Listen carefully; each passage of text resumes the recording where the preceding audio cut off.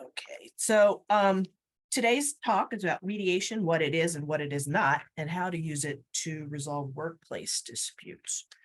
So initially, I would just want to talk about what is alternative dispute resolution. So alternative methods of resolving disputes other than traditional litigated lawsuits. So normally people think about lawsuits and people starting to sue someone. And so there are ways to try to resolve disputes short of litigation, and mediation is just one of those. So uh, alternative dispute resolution can take several forms, ranging from negotiation between the parties, where the parties are just trying to resolve the dispute among themselves. Sometimes it works, sometimes it doesn't. The next step is usually mediation, arbitration, and ultimately litigation. So the spectrum typically runs from people trying to negotiate among themselves, and then they go to mediation, which we'll explain today. The next step beyond mediation is arbitration, and then ultimately it's litigation. What is mediation? Mediation is often referred to as being assisted negotiation. What that means is when the parties aren't quite able to resolve it themselves, and they need some assistance, then they often go to mediation. Can you put in the chat who here has been through a mediation before? I'd like to know if I've got any veterans in here who've been through mediation.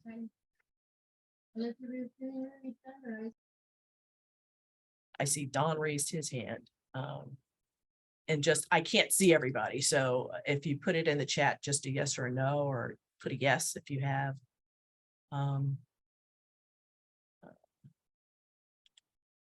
Okay. I've got one yes, two. Awesome. Okay. So we have some people. Oh, okay, Cindy, there we go. So how this works is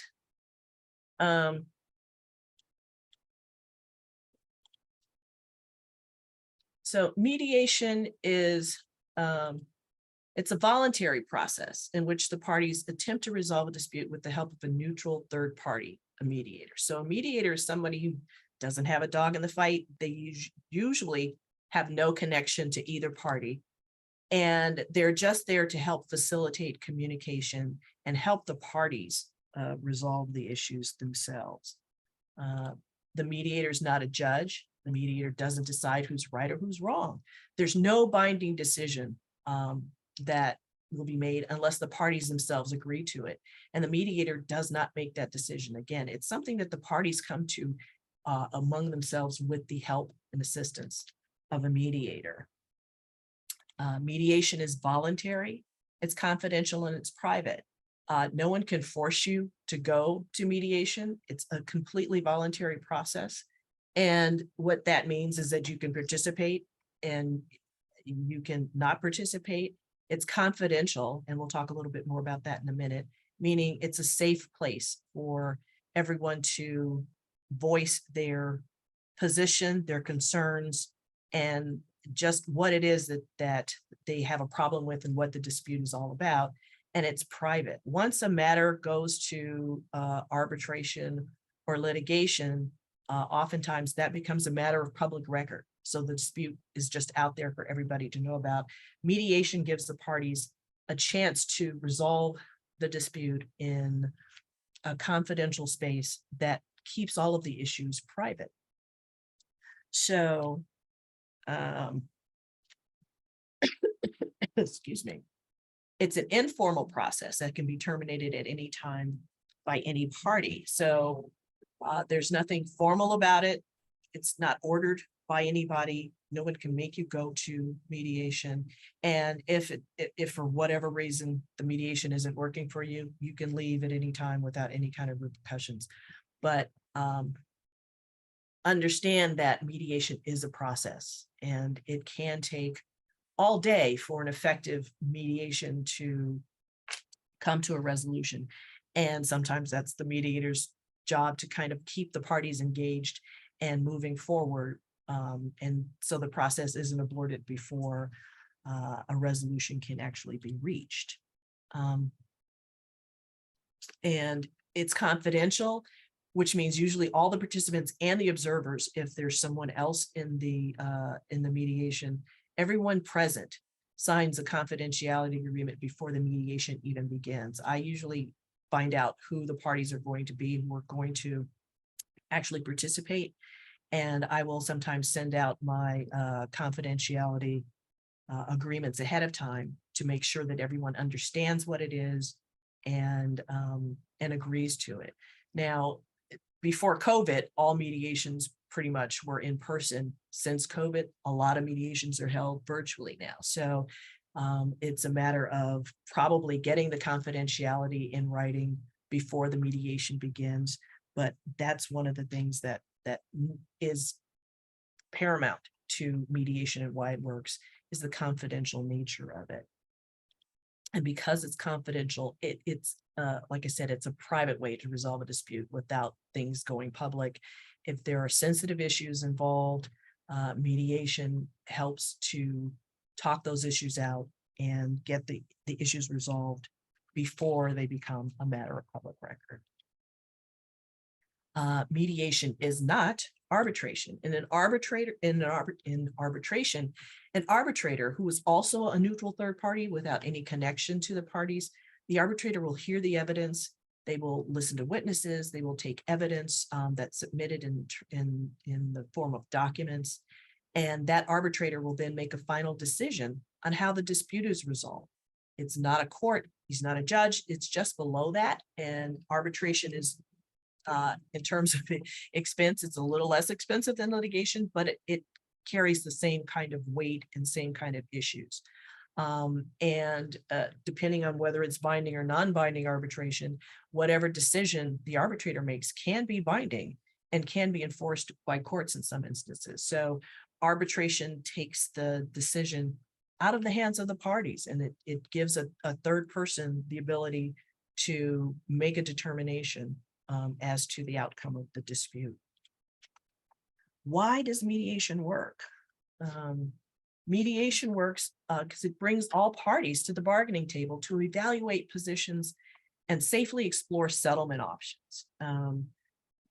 In a mediation, everybody comes together in the session or in the mediation itself, and through that process, people are able to be heard. And that's one thing that I will keep harping on, because I think that's one of the hallmarks of mediation is people feeling that they're heard.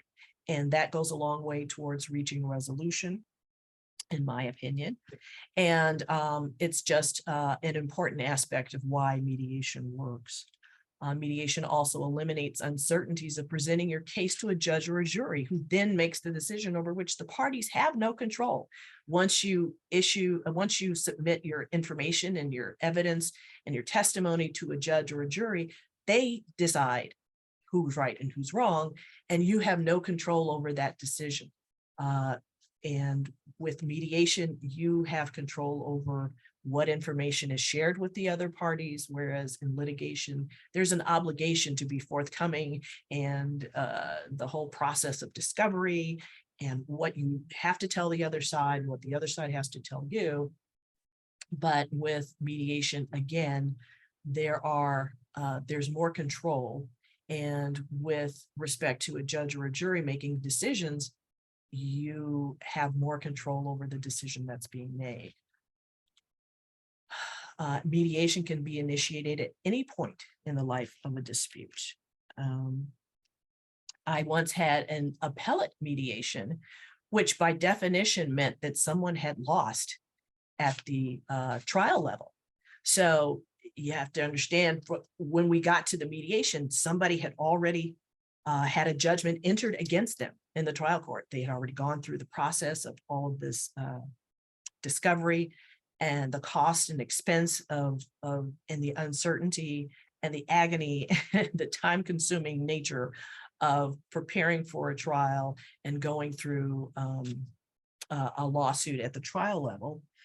But when we got to the appellate mediation, we actually got the dispute resolved in under 3 hours. And what we realized is that this was the first time that all of the parties had been in a room together. And this was the first time that all of the parties had the opportunity to hear what the other party had to say. And they realized that this was all just a huge misunderstanding. And all of this could have been eliminated had they gone through a mediation early in the dispute rather than, at the time when they've already gone through the process of the trial and filing an appeal. So again, mediation is helpful at any point in the life of a dispute. And the earlier it started, the more beneficial it can be. But it's a viable option at any point. Mediation also works because parties can make their own decisions and come to their own resolutions. You're not having the situation where a judge or an arbitrator or a jury is deciding how you will resolve this dispute, what you will do in response to resolving the dispute, and how that resolution will happen, what effect it will have. In a mediation, the parties themselves come to their own decisions and resolutions that work for them. And mediated resolutions are mutually satisfactory outcomes. No one has to agree to anything in a mediation. So when a mediation agreement is reached, it's one that's mutually satisfactory to all parties by definition, because you're not going to agree to something that isn't satisfactory to you. And so you may be in a situation where you're in court, or a judge or a jury makes a decision, you have no say over that outcome, and it may not be satisfactory to you, in which case, that's when the appeal process comes in and it just kind of escalates and moves forward. But in a mediation, once you reach a decision, just by the process and the fact that you've reached this decision means that it's mutually satisfactory.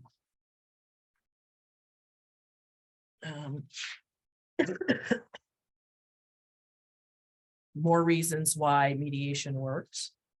There's a greater sense of control and predictability in a mediation, and for all the reasons that I've already talked about. Control over the process. You get to control what's shared and what is not shared. When you work out your own resolution, you have a greater sense of predictability, because if it's left up to an arbitrator or a judge how the dispute will be resolved, it's virtually impossible to predict the outcome. Mediation works because there's a preservation of an ongoing relationship or termination in a more amicable way. If it's done early enough in the relationship and there's a desire to preserve that relationship, mediation can help that happen. If you have an ex-employee or someone who is no longer working for your company, or there's been some kind of separation or termination of the relationship, it can be less acrimonious through mediation when the dispute is resolved. There's personal empowerment and flexibility in the resolution in mediation. When parties come together and actually have a say in what it is that's going to happen and how this is going to resolve, that's empowering. And mediations allow more flexibility than a court case or an arbitration, because a judge can only render a decision based on what's allowed under the law, based on what the lawsuit says. So a judge really can't go outside of the box to create a resolution. It's one side loses, one side wins. This amount of money is awarded. This person has to pay X, Y, and Z. But in a mediation, the parties can come to creative solutions that may have nothing to do with money or nothing to do with anything that a court or an arbitrator could possibly award. So again, there's personal empowerment in that. The parties are more likely to comply with the resolution they created themselves. If there's some resolution that's imposed on you that you don't necessarily agree with, there's sometimes people push back on that and they may not actually comply. But when the parties come to a resolution that works for them, there's more, it's more likely that they will comply and that the resolution will be something that works for everybody and actually does resolve the dispute. Mediation dramatically reduces the costs of attorney's fees. Time-consuming litigation can be avoided or at least cut short, and the parties can put the dispute behind them and get on with their lives and businesses. One of the things that I like to do in a mediation, if one of the parties seems a little reluctant or we're kind of hitting a wall, one of the things I do is ask, what would it be like tomorrow? Just close your eyes and think, what will it feel like if tomorrow morning you wake up and this is all behind you and it's done? You don't have the rest of this ongoing litigation. And usually there's a sense of calm and a sense of peace, understanding that there is definite benefit in trying to resolve something now this way, rather than going through the litigation process, or at least letting it escalate to some other method. If you pursue mediation early enough in a dispute, it can help preserve personal, business, and or working relationships, which are often destroyed as the dispute escalates. People become more and more acrimonious. Accusations are flying high and furious, and people aren't talking to each other. So there's no sense that people are being heard. And again, that's the how people are being heard issue.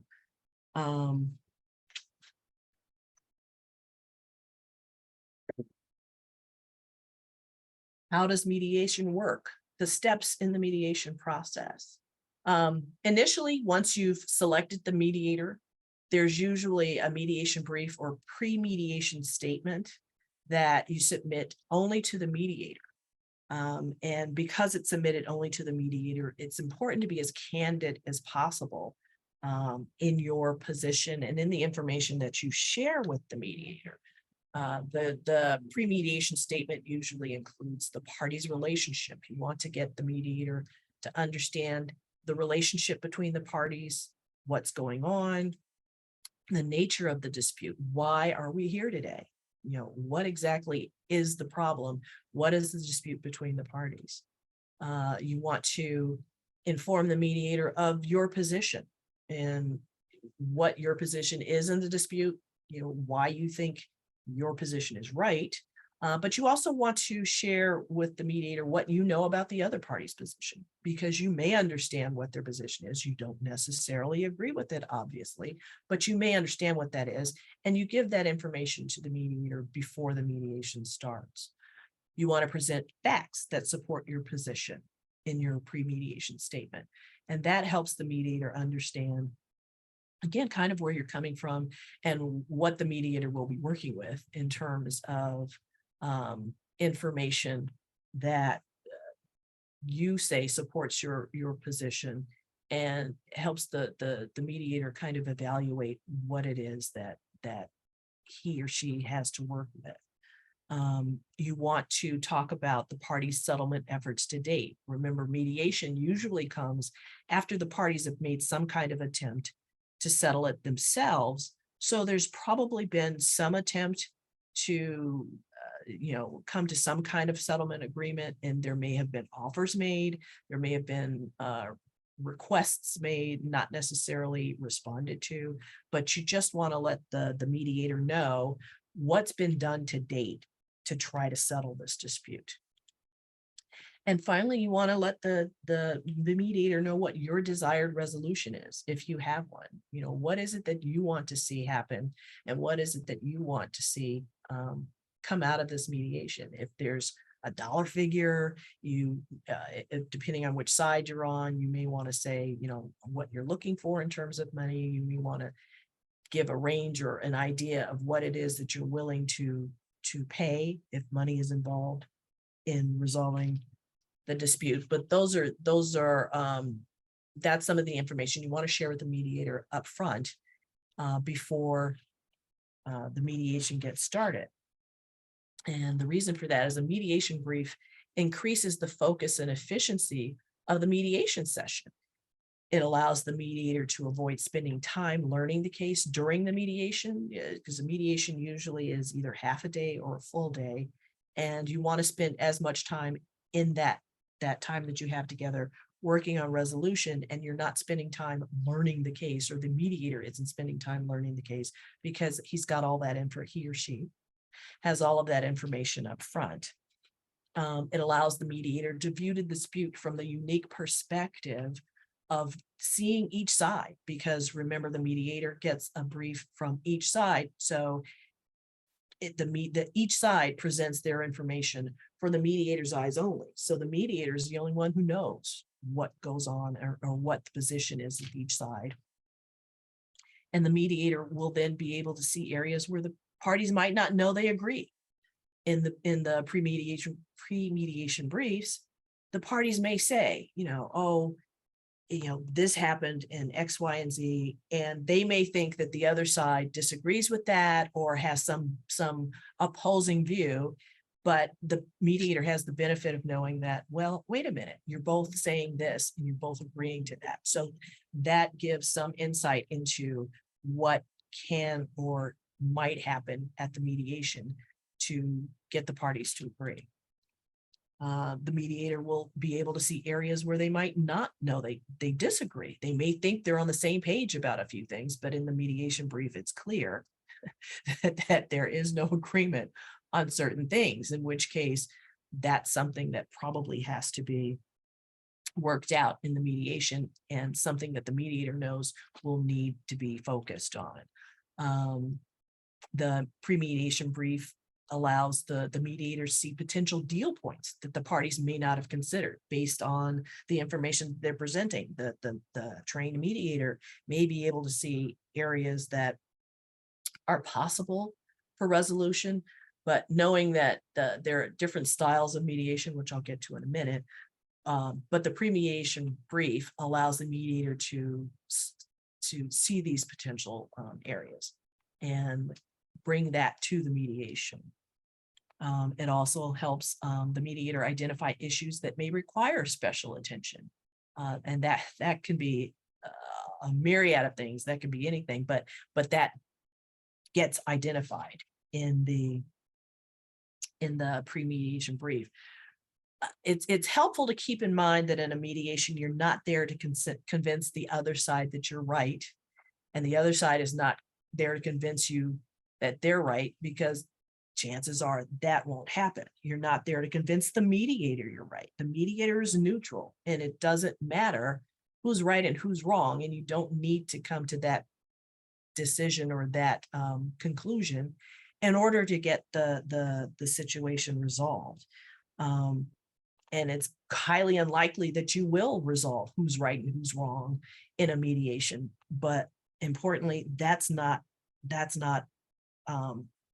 necessary in order to reach a mutual resolution. So understanding that mediation is not there to decide who's right and who's wrong, but to come to some kind of agreement where you are able to resolve the dispute.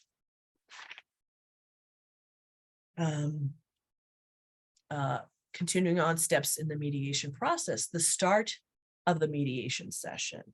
You want to acknowledge and reiterate the agreement to maintain confidentiality of the mediation proceedings. Again, this is something that's been discussed and agreed to before the mediation, but you just want to reiterate that words or admissions, anything that is said in the mediation, cannot be used by the other party later in a court proceeding if settlement isn't reached.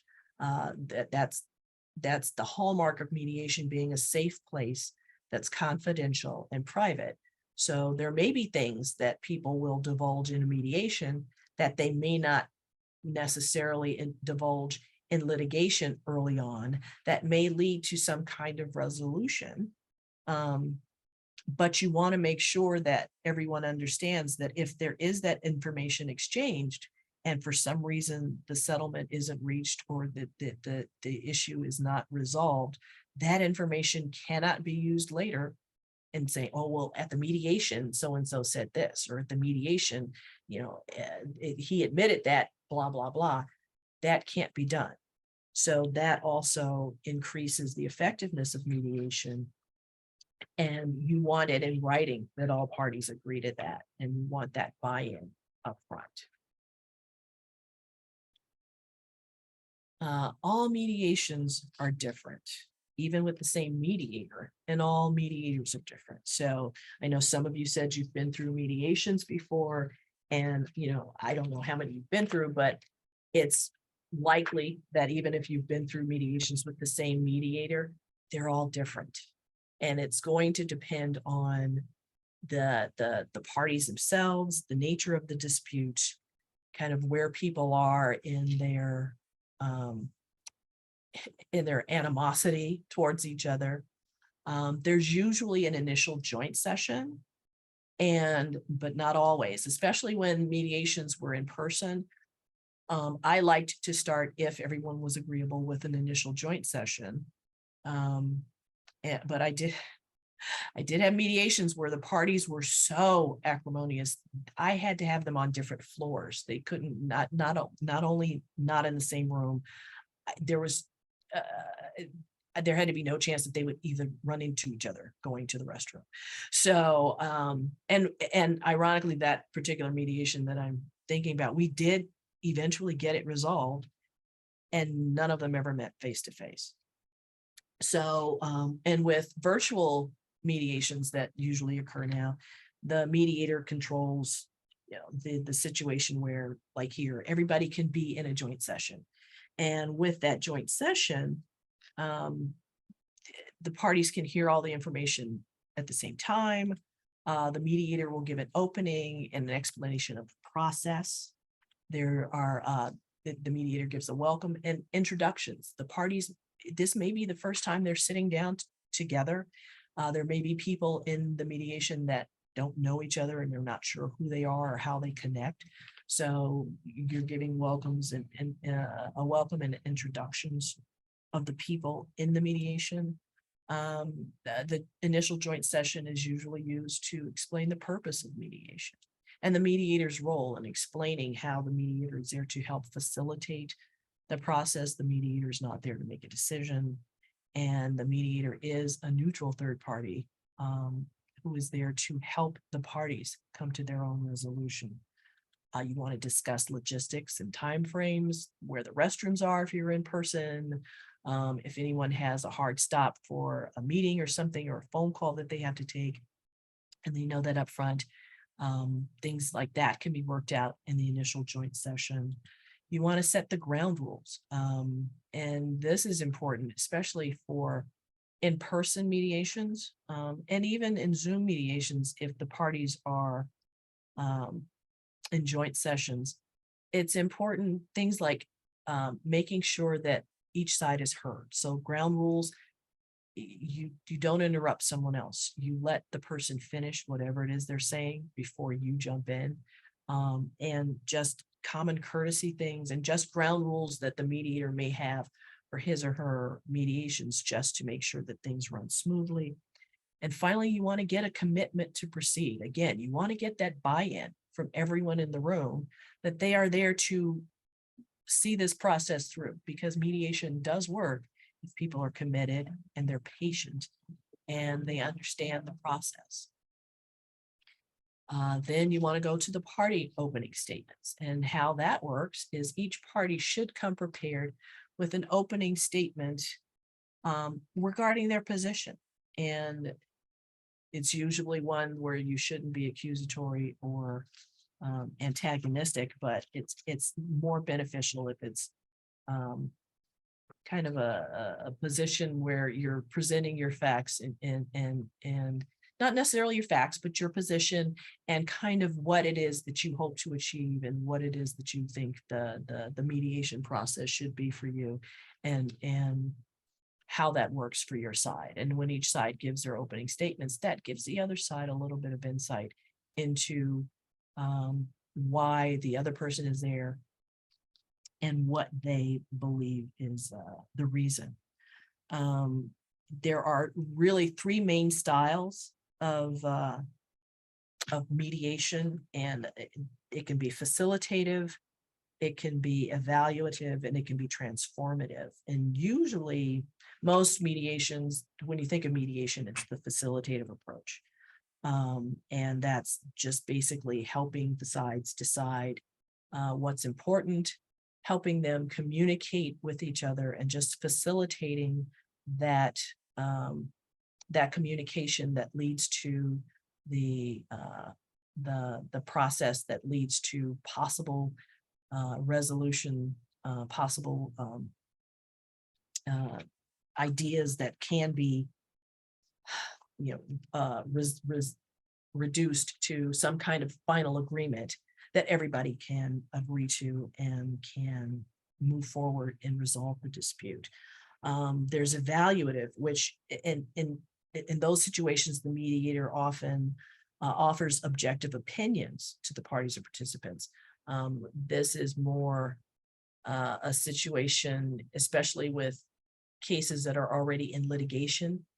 If the mediator is a retired judge, for example, a lot of times the parties, especially the attorneys, will be looking for the mediator to give some kind of evaluation and opinion on the relative strengths and weaknesses of each party's case. The third style of mediation is transformative, and that's really trying to reach a solution by correcting power imbalances and improving communication and transforming the relationship between the parties. So the thing to remember is that these three styles are not mutually exclusive, and no style is exclusive. So a mediator may use all three styles in a single mediation, depending on what it is that's called for in the particular situation. That's one reason all mediations are different, because it's very fact specific, and it's very dependent on what the dispute is, how the parties are reacting to it, and what it is that the parties are bringing to the mediation, and how best to resolve it. The continuing with the steps in the process: exchange and negotiations. This is where you're sharing information with the other side and being heard. So again, my feeling about mediation is that one of the most powerful things about mediation is that it allows the participants and allows the parties to a dispute to feel that they are heard. That's a lot of what, having your day in court is. People want to be heard. So in the mediation process, through the sharing of information, that can be accomplished, and that people will feel that they've been heard, and that frees them up to then come to some kind of resolution where they can resolve the dispute. There are caucuses. That's when, after the initial joint session, there's a breakout session. Again, if mediation is in person, there will probably be a separate room where the parties are. So the mediator will go back and forth between the various rooms. If it's on Zoom, the mediator will control the breakout rooms, basically, and the mediator will go back and forth between the breakout rooms, and we'll meet with each party. And that's the opportunity for each party to share information that may or may not be helpful, but it gives the mediator something to work with. And what's important to remember about that is that the information you share with a mediator in that caucus is confidential and not to be shared with the other side unless and until you authorize the mediator to share that information. But one thing I like to tell people to remember is that the other side won't pay for what they don't know. So it may be strategically beneficial to hold information close to the vest, but for purposes of a mediation, it may be more effective to allow the mediator to share some information with the other side that they may not know, and that may actually impact how they decide how to resolve the situation. It may impact how they see their own case.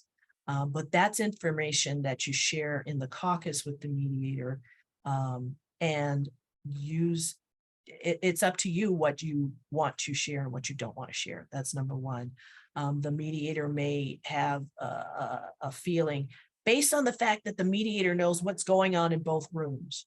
So the mediator may not be able to divulge information from the other side, but may be able to express an opinion or a feeling that if you share X, Y, and Z information and you allow me to take it to the other side, then I will be able to work with that side and kind of, work it out with them, and vice versa. So it's just really an exchange of information and going back and forth,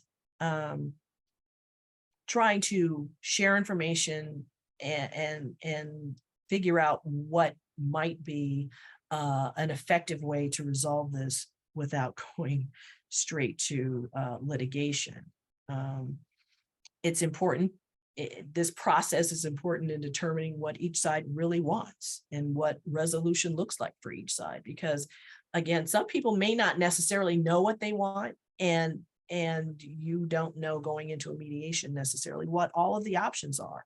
And that's part of the process, is thinking creatively out of the box. Well, what is it that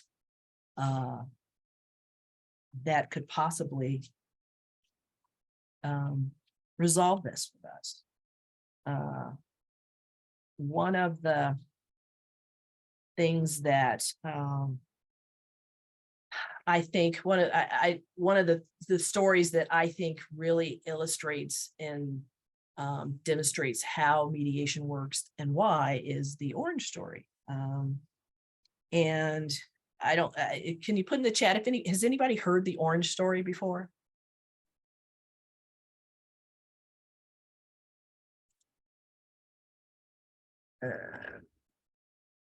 Okay, I don't think anybody has. Let me tell you what the orange story is. So the orange story goes a little bit like this. So I have a good friend of mine, and we haven't seen each other in a long time because of the pandemic. We haven't been together. So we finally get together, and we're at our house, and we're in the kitchen. No, we're in the living room, and we're talking, and we're getting caught up, and we're just enjoying each other's company. But then at some point we realize we hear angry voices coming from the kitchen. And it turns out it's my girlfriend's kids. So she goes into the kitchen, she's a little embarrassed, and she's wondering what is wrong with these kids. They're like screaming at each other. And it turns out they're fighting over the last orange in the house. And she's a little exasperated. She can't understand, what is it with you two? And so she just grabs the orange, she cuts it in half, she gives half to her daughter, Sarah, and half to her son, John. And as far as she's concerned, she's done with it.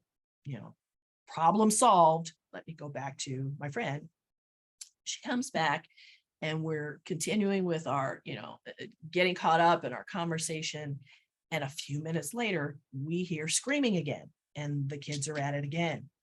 So we both of us go into the kitchen this time, and she can't understand. It's like, you have half, Sarah, and you have the other half, John. What is the problem? And I look at Sarah, and I hadn't seen the kids actually since I'd been there. So I asked Sarah, what is it? What's the problem? She's like, I need more than just half of this orange. Half of this orange is not enough for me. And, I look at John, and I'm like, John, what is the problem? Why is this so important to you? And he looks kind of sheepish, and he says, well, you guys are in there and you've been talking so much, and I'm hungry, and mom hasn't started dinner yet. And this is the only orange in the house, and I'm starving, and I just, half an orange is just not going to do it for me. So then I ask Sarah, what's so important about the orange for her? And Sarah shares that she was trying to make her mom's favorite cookies, and what she needed was the orange peel because she needed the orange zest, but half of an orange peel was not enough for her recipe.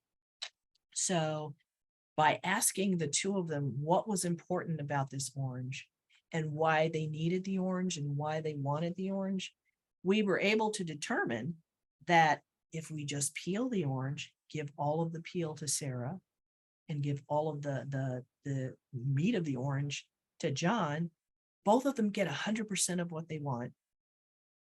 And there was silence and joy all around. So the benefit of listening and understanding what's important to each side means that you can possibly come to some kind of resolution where everybody is made whole. And but that's something that you can only get by taking the time to listen and to understand and to really process what is important to you and what isn't.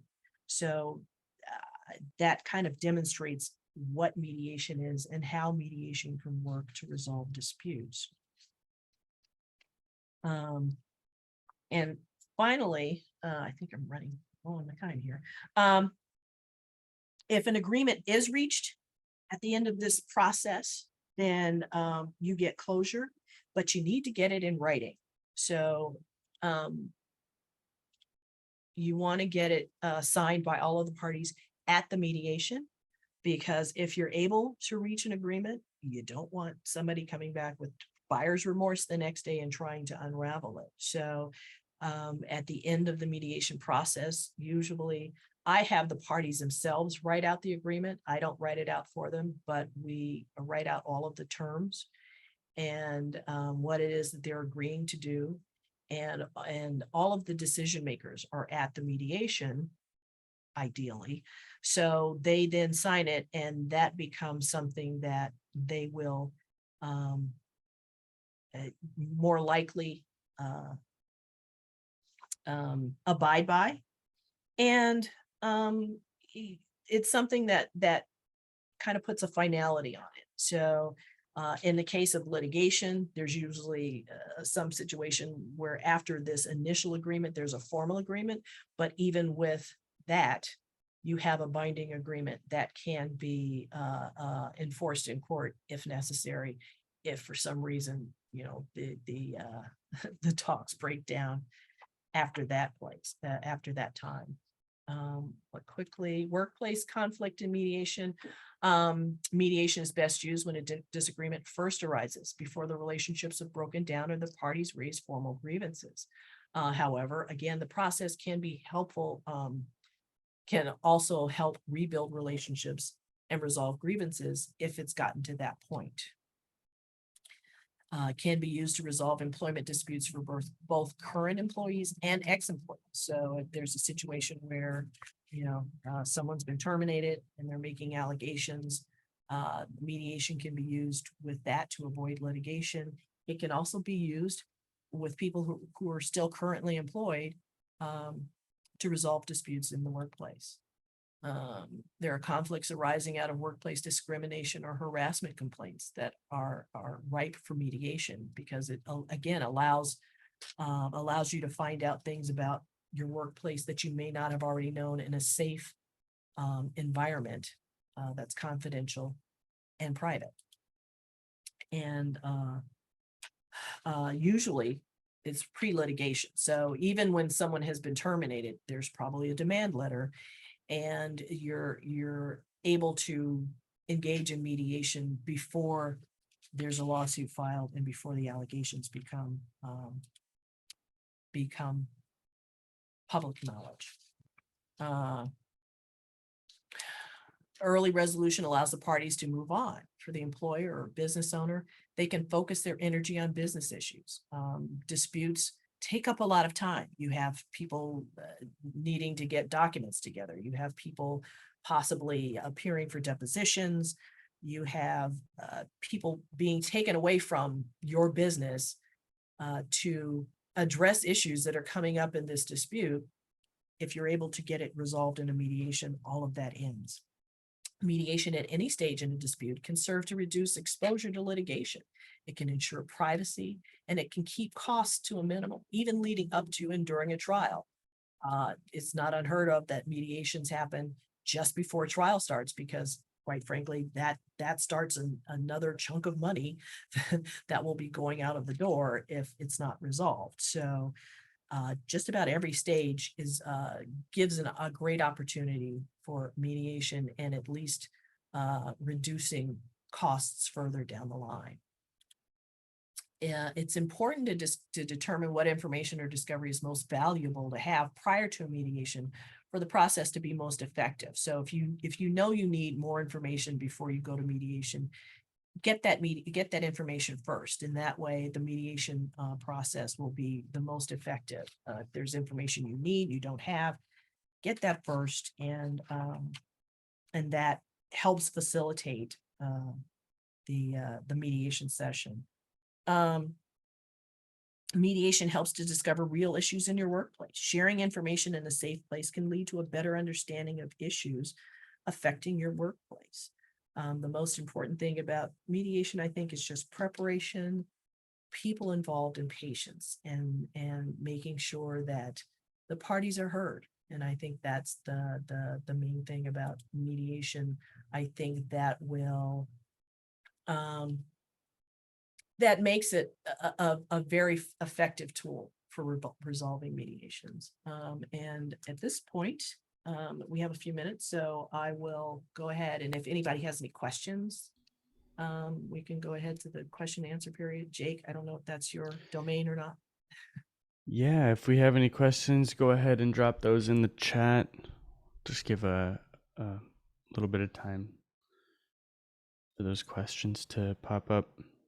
I hope this has been helpful for everyone. I got into mediation because I was participating in mediations and just felt that they weren't effective because the mediators themselves weren't necessarily as effective as they could be. But it's interesting because even in my role as an advocate, a lot of my mediation training comes into play, and I find myself working with my client and the mediator to try to get things resolved. And the process itself takes a while, but it's very effective. Okay, I see a question. Are people using mediation more these days rather than going to court? Actually, I do think mediation is becoming more and more popular. I've been doing mediation. It's been around since forever. I think I first became certified like 20 years ago. It's important that people recognize that mediation is an effective way to deal with things. And it kind of depends on someone's mindset, quite frankly, especially in employment situations. Things are it's a highly emotional process. So whether or not people will go to mediation depends on, what their business model is, and kind of where they are, and how they feel heard. If a company realizes and recognizes that mediation can save them a lot of money, yes, they do tend to go to mediation. I'm an advocate of mediation no matter what. I think even though I am a litigator and an advocate, I usually represent employers. But I think there is a tendency to do mediation more than going to court. In the old days, actually, courts would order you to mediation, which was interesting because they couldn't order you to resolve anything, but they were ordering people to mediation. And even now, a lot of courts require that people at least attempt to mediate at some point in the litigation. I hope that answers your question.